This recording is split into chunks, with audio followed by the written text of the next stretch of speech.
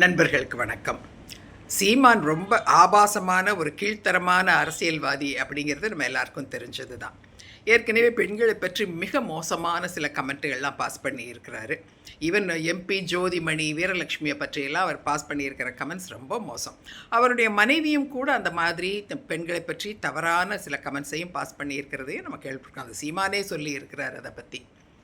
அதை விட என்னென்னா, மேடையிலேயே எதிர்க்கட்சிகளை சொல்லி அவங்க எதிர்க்கட்சிகள் பேரை சொல்லி காரி துப்புறது, செருப்பு தூக்கி காமிக்கிறதுன்னு தமிழக அரசியலில் ஒரு ஒரு த நியூ லோம்பாங்கள் அந்த மாதிரி ரொம்ப லோவான ஒரு கீழ்த்தரமான ஒரு இடத்துக்கு எடுத்துகிட்டு போனவர் தான் சீமான்றது நமக்கு தெரியும்.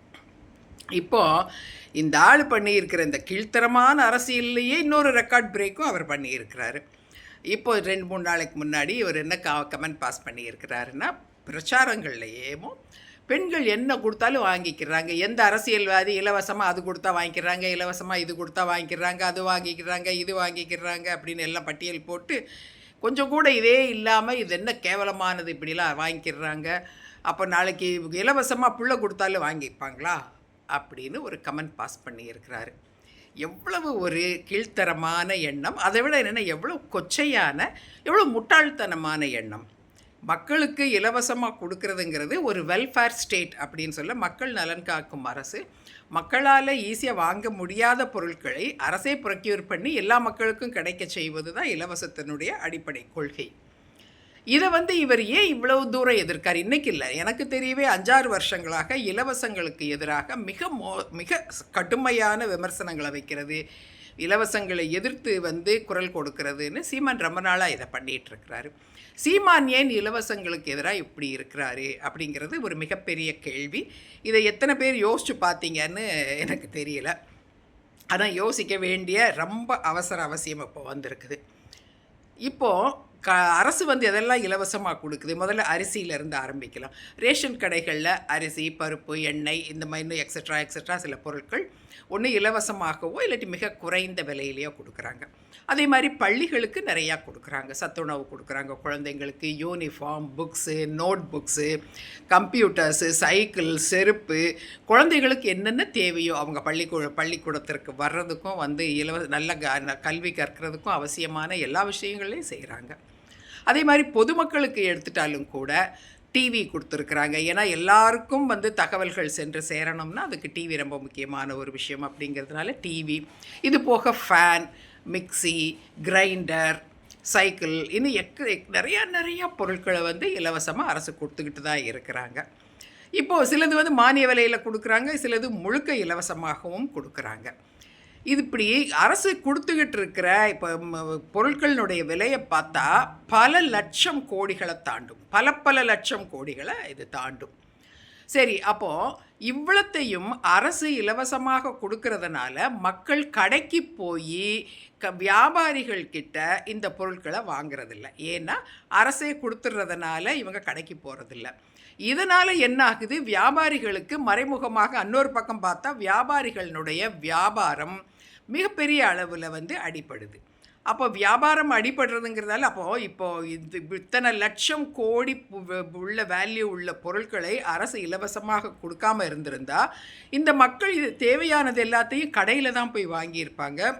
அப்போ இத்தனை லட்சம் கோடிகளுக்கு உண்டான வியாபாரம் வியாபாரிகளுக்கு, வணிகர்களுக்கு நடந்திருக்கும். அவ்வளவுக்கும் உண்டான மிகப்பெரிய லாபமும் இந்த வணிகர்கள் ஈட்டியிருப்பாங்க. இப்போது அரசு இலவசமாக கொடுத்ததுனால இந்த லாபத்தை, இந்த வருமானத்தை வணிகர்களால் ஈட்ட முடியவில்லை. இதுதான் சீமானுடைய கோபத்திற்கும் பிரச்சனைக்கும் காரணம். அதாவது வணிகர்களுக்கு போக வேண்டிய லாபத்தை அரசு இப்படி இலவசமாக கொடுத்துட்றதுனால அவங்க வியாபாரம் பாதிக்கப்படுது, அவர்களுக்கு வர வேண்டிய வருமானம் குறையுதுங்கிறது தான் சீமானுடைய இவ்வளோ பெரிய எரிச்சலுக்கும் வன்மத்திற்கும் முக்கியமான காரணம்.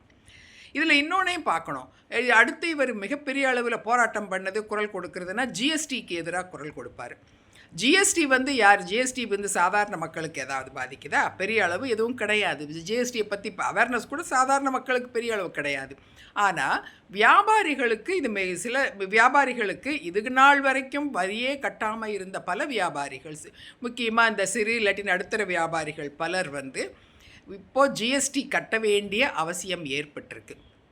சீமான் வரியே கட்ட மாட்டோம், நாங்கள் வரி கட்ட மாட்டோம்னு போராட்டங்கள் பண்ணுவோம் நாங்கள் அப்படின்ட்டுன்னு அரசுக்கு எதிராக பலவாறு வந்து போராட்ட குரல் கொடுக்கறது, இப்போ பிரச்சாரங்கள் பண்ணுறதுன்னு நிறைய பண்ணி ஓஞ்சும் போயிட்டார். இப்போ என்ன இவங்க தலைகீழாக நின்னாலும் ஜிஎஸ்டி கட்டித்தான் ஆகணும் அப்படிங்கிறது தெரிஞ்சதுக்கப்புறம் இப்போ வந்து அதை நிறுத்தி இருக்கிறாரு.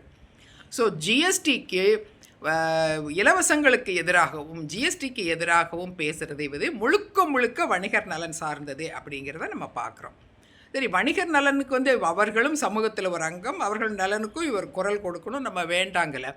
ஆனால் ஏதோ ஒரு குறிப்பிட்ட ஒரு செக்டார் ஆஃப் பீப்புள் வந்து லாபம் சம்பாதிக்கணுங்கிறதுக்காக தமிழ்நாட்டில் உள்ள கோடிக்கணக்கான மக்களுக்கு சேர்ந்துட்டு இருக்கிற இந்த இலவச பொருட்களை கொடுக்கக்கூடாதுன்னு சொல்கிறதுக்கு இவருக்கு என்ன உரிமை இருக்குது? அதே மாதிரி இப்படி நினைக்கிற மனசுங்கிறது, இப்படி நினைக்கிற கொள்கைங்கிறது எவ்வளவு மிக மோசமான கொள்கை. இவருடைய அரசியல் அப்போ மறைமுகமாக லாப நோக்கத்தோடு மட்டும்தான் இவருடைய அரசியல் செயல்படுதா? இன்னொரு பக்கம் பார்த்தோன்னா விவசாயிகளுக்கு வந்து என்றைக்காவது விருப்பம், விவசாயிகள் சின்னத்தை வச்சுக்கிட்டு விவசாயிகளுக்காகத்தான் நாங்கள் வந்து அரசியல் பண்ணுறோன்னு சத்தம் கொடுப்பாரு. விவசாயிகளும் அப்பாவி விவசாயிகள் நிறையா பேர் அதை நம்பவும் செய்கிறாங்க. விவசாயி சின்ன வச்சுருக்காருல, அப்போ அவர் நமக்காகத்தான் போராடுறாருன்னு. விவசாயிகளுடைய மெயின் பிரச்சனை என்ன? விளைவிக்கிறதுல அவங்களுக்கு பிரச்சனையே கிடையாது. விளைவிக்கிறதுக்கு தேவையான எல்லா உதவியும் வேறு அரசாங்கம் செய்யுது. அவர்களுடைய பிரச்சனை, ஒரே மெயின் பிரச்சனை என்னென்னா, அவங்க விளைவிக்கிற பொருளுக்கு கட்டுப்படியாகிற விலை கிடைக்கலங்கிறது தான் அவங்களுடைய ஒரே பிரச்சனை. அப்படி அவங்க பொருளுக்கு கட்டுப்படியாகிற விலையை கொடுக்காதவர்கள் யார்? வணிகர்கள். என்னைக்காவது சீமான் இந்த இதுக்கு எதிராக விவசாயிகளினுடைய உற்பத்தி பொருளுக்கு கட்டுப்படியாகிற விலையைக்குத்தான் வணிகர்கள் கொடுக்கணும், அதை விட கீழாக கேட்கவே கூடாது, அது விவசாயிகளினுடைய வயிற்றில் அடிக்கிற வேலை, இதை வணிகர்கள் செய்யக்கூடாது, இதற்கு எதிராக நான் போராடுவேன், இல்லாட்டி அதே மாதிரி விளைவிக்கிற ஒவ்வொரு பொருளுக்கும் நான் குறைந்தபட்ச விலையை வந்து நிர்ணயம் பண்ணணும், அதற்காக நான் போராடுவேன் என்னைக்காவது போராட்டம் பண்ணியிருக்காரா? கல் இறக்கிறதுக்கு போராட்டம் பண்ணுறாரு. ஆனால் கல் இறக்கிறது விவசாயிகள் நலன் வந்து நம்ம நினைக்கிறது வந்து அது ஒரு ரொம்ப ஒரு இன்னசென்ட்டான ஒரு தாட்டு. அது விவசாயிகளின் நலனுக்காக இல்லை. இன்றைக்கும் பனை மரங்கள் நிறையா வந்து குறிப்பிட்ட சில இவர்கள் கையில் தான் இருக்குது. அப்போ இந்த பனை மரங்கள் எல்லாம் பழங்காட்சி மரமாகணும்னா அதில் வந்து கல் இறக்குனா தான் அது ஆகும். அப்போ அதனுடைய அந்த நோக்கத்தில், அந்த குறுகிய லாப நோக்கத்தோடு தான் சீமான் வந்து கள்ளிறக்கிற போராட்டம் செய்கிறாரே தவிர, விவசாயிகள் நலனுக்காக இவர் போராடுறாருன்னா இவர் முதல்ல எதுக்கு போராடணும்? விவசாயிகள் விளைவிக்கிற பொருளுக்கு குறைந்தபட்ச விலை நிர்ணயிக்கப்படணும், அவர்களுக்கு கட்டுப்படியான விலை கிடைக்கிறதுக்கு தான் முதல்ல போராடி இருக்கணும். அதுக்கு என்னைக்காவது சீமான் குரல் கொடுத்துருக்கிறாரா? இல்லை, இப்போவே சொல்லட்டும், இந்த தேர்தல் நேரத்திலே சொல்லட்டும், விவசாயிகளின் விளை பொருளுக்கு குறைந்தபட்ச ஆதார விலை, அதே மாதிரி கட்டுப்படியாகிற விலையைத்தான் வணிகர்கள் வந்து டிமாண்ட் பண்ண கொடுக்கணும், அதை விட குறைந்த விலைக்கு வணிகர்கள் கேட்கக்கூடாது. அப்படி கேட்டன்னா அப்படிப்பட்ட விவசாயினுடைய நலனை பாதிக்கக்கூடிய மாதிரி அவர்களுடைய வாழ்வியலையும் வாழ்வாதாரத்தையும் பாதிக்கக்கூடிய அளவு அவருக்கு நஷ்டம் ஏற்படுத்தக்கூடிய விலையில் கேட்கிற வியாபாரிகளுக்கு தண்டனை கொடுக்கணும் அப்படின்னு இவர் என்னைக்காவது குரல் கொடுப்பாரா? இவர் கொடுக்கட்டும், நம்ம அப்புறமா சொல்லுவோம் இவர் உண்மையிலே விவசாயிகளின் நலனுக்காகத்தான் பாடுபடுறாருன்னு.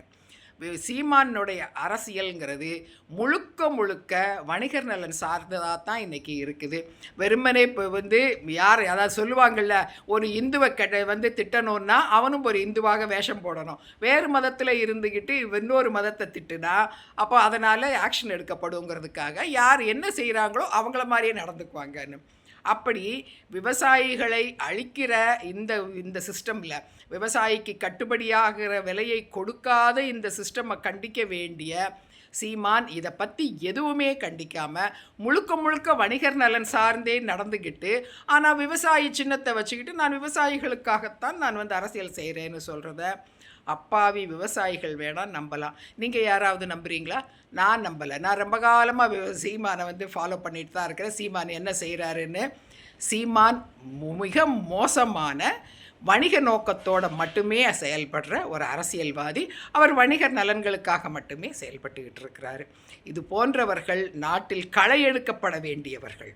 களை எடுக்கப்பட வேண்டியவர்கள். கோடிக்கணக்கான மக்களுக்கு வந்து அவர்களுக்கு நலன் பயக்கக்கூடிய இந்த இலவச திட்டங்களையும் அதே மாதிரி விவசாயிகளின் நலன்களையும் பாதுகாக்க வேண்டியதை விட்டுட்டு அதற்கு எதிராக பேசிட்டு வர்ற சீமான் அரசியலிலிருந்து அகற்றப்பட வேண்டியவர்.